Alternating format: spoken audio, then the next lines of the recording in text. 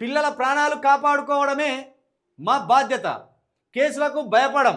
గురుకులాల బాట చేసి తీరుతాం.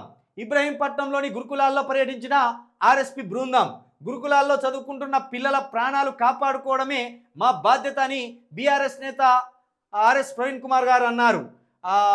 బీఆర్ఎస్ పార్టీ చేపట్టిన గురుకులాల బాట కార్యక్రమంలో భాగంగా ఆదివారం ఇబ్రహీంపట్నంలోని షేర్గూడ సాంఘిక సంక్షేమ గురుకులాలతో పాటు కస్తూర్బా గాంధీ బాలికల విద్యాలయాన్ని సందర్శించారు.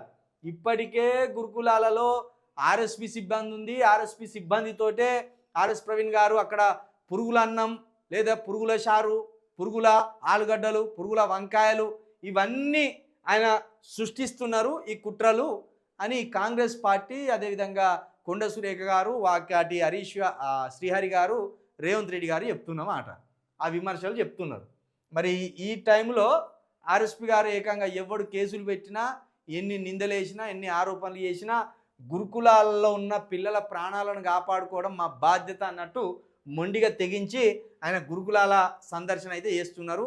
తప్పకుండా ఆర్ఎస్ ప్రవీణ్ గారు గురుకులాలను ఓ పురోగతి వైపు నడిపించిన ఆ క్రెడిట్ మీకే ఉంటుంది, ఆ ఘనత మీకే ఉంటుంది.